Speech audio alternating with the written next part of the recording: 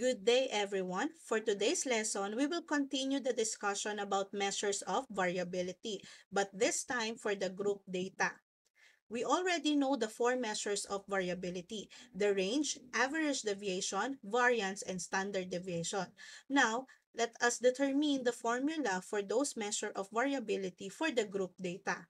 The first one is our range. For the range, we just need to get the upper class boundary of the highest class interval minus the lower class boundary of the lowest class interval.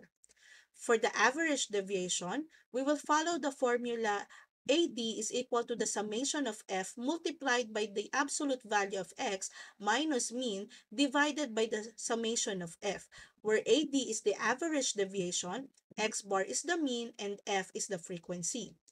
For the variance, we will follow the formula S squared is equal to the summation of f multiplied by the quantity of x minus the mean squared divided by the summation of f minus 1, where S squared is our variance. And the last one is the standard deviation. This is only the square root of our variance. Let us have this example. Let us compute for the four measures of variability. The first one is our range. For our range, we will take note of the upper class boundary of the highest class interval. In this case, we have 100.5. And the lower class boundary of the lowest class interval, which is 75.5. Therefore, our range is 100.5 minus 75.5, which is equal to 25. For the next column of our frequency distribution table, we need to get for our mean. So remember, to get the mean of group data, we need to divide the summation of fx divided by the summation of f. In this case, the summation of fx is 1,710, while our summation of f is 20. Therefore, our mean is 85.5. So for the next column, we need to subtract the mean from our class mark. So we need to get the column for the class mark. We have 78, 83, 88, 93, and 98, and we will subtract 85.5 to it.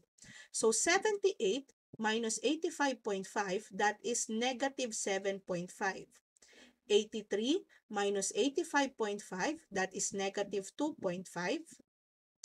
88 minus 85.5, that is positive 2.5. 93 minus 85.5, that is positive 7.5. And 98 minus 85.5, that is 12.5. For the next column, we just need to get the absolute value of the last column. So the absolute value of negative 7.5 is positive 7.5. The absolute value of negative 2.5 is positive 2.5. Absolute value of 2.5 is 2.5. Absolute value of 7.5 is 7.5. And the absolute value of 12.5 is 12.5. Now, for the next column, we need to multiply the frequency by the absolute value of x minus the mean. So we will multiply this frequency by the absolute value of x minus the mean. So we have 4 multiplied by 7.5 is 30. 6 multiplied by 2.5 is 15. 7 multiplied by 2.5 is 17.5. 2 multiplied by 7.5 is 15. And 1 multiplied by 12.5, that is 12.5.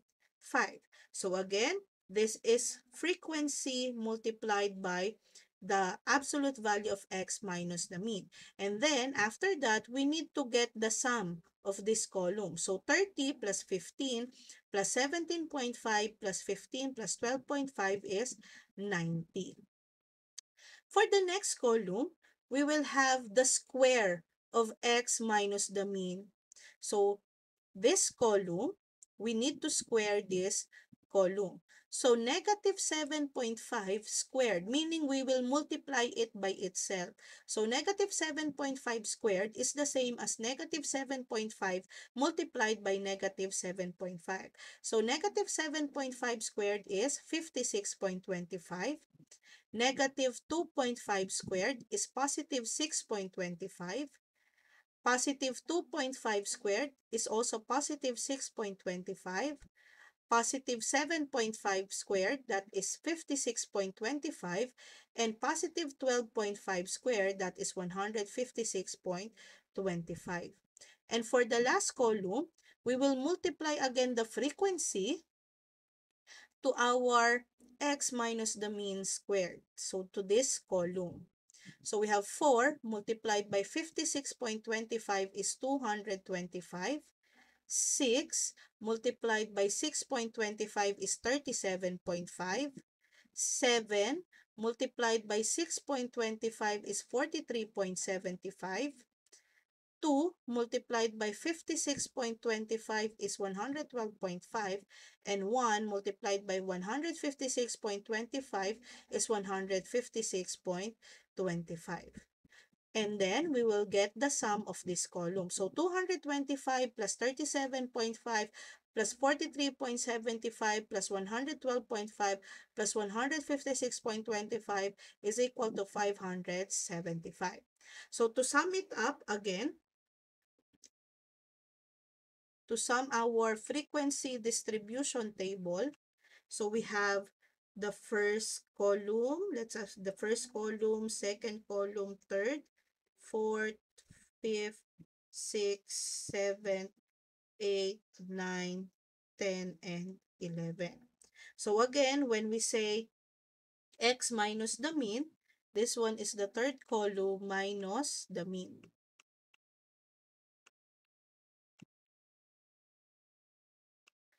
For the eighth column, this is just the absolute value of the seventh column. So this is the absolute value of the seventh column. For the 9, this is the third multiplied by the 8th column.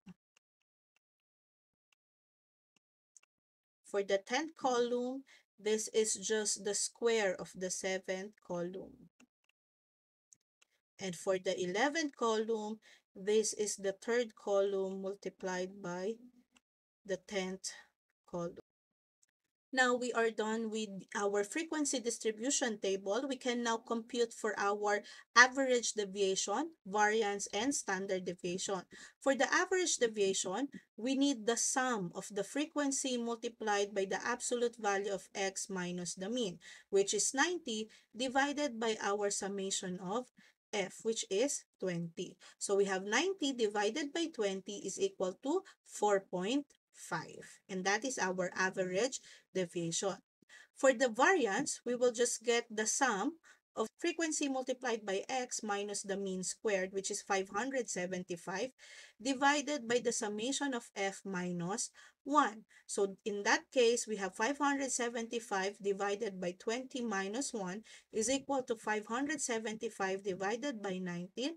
That is approximately 30.26. So our variance is 30.26. And the last one is our standard deviation. For the standard deviation, we will just get for the square root of our variance. So our variance again is 30.26. So the square root of 30.26 is approximately 5.50. And these are all the 4 measures of variability of this group data. So let us again have another example. So let us have this set of data. So let us compute for the range. So the range again is the upper class boundary of the highest class interval minus the lower class boundary of the lowest class interval. So we have 50.5 minus 25.5, which is 25. So our range is 25. Next, we will get the mean. So our mean is 715 divided by 20, which is 35.75. For the next column, we will subtract our class mark minus our mean. So this is our class mark minus the mean. So 28 minus 35.75 is negative 7.75. 33 minus 35.75 is negative 2.75. 38 minus 35.75 is positive 2.25. 43 minus 35.75 is 7.25. And 48 minus 35.75 is 12.25. Next, for the next column, we will just get the absolute value of this column. So we have absolute value of negative 7.75 is positive 7.75. Absolute value of negative 2.75 is 2.75. Absolute value of 2.25 is 2.25. Absolute value of 7.25 is 7.25. And absolute value of 12.25 is 12.25. Then, we will multiply the frequency by the absolute value of x minus the mean. So, 4 times 7.75 is 31. 7 times 2.75 is 19.25. 5 multiplied by 2.25 is 11.25. 2 multiplied by 7.25 is 14.5. And 2 multiplied by 12.25 is 24.5. And then, we're going to get the sum of this column. So, 31 plus 19.25 plus 11.25 plus 14.5 plus 24.5 is 100.5. Next column, we will get the square of x minus the mean. So, we will just multiply this by itself. So, negative 7.75 times negative 7.75 is equal to 60.0625. Negative 2.75 squared, that is 7.5625. 2.25 squared, that is 5.0625. 7.25 squared, 52.5625, and 12.25 squared is 150.0625. And for the last column, again, we will multiply the frequency by the square of x minus the mean, this one. So 4 times 60.625 is 240.25. 7 multiplied by 7.5625 is 52.9375. 5 multiplied by 5.0625 is 25.3125. 2 multiplied by 52.5625 is 105.125. And 2 multiplied by 150.0625 is 300.125. And then we're going to get for the sum of it. So 240.25 plus 52.9375 plus 25.3125 plus 105.125 and 300.125 is 723.75. Now, we can compute for the other three measure of variability. For our average deviation, we will just divide 100.5 by 20. So we have 5.025, and that is our average deviation. For the variance, we will just divide 723.75 by 20 minus 1. So that is 723.75 divided by 19, which is approximately 38.09. And the last one is our standard deviation. And this is the square root of our variance, which is 38.09, which is approximately 6.17. And that is how we compute for the measures of variability of group data.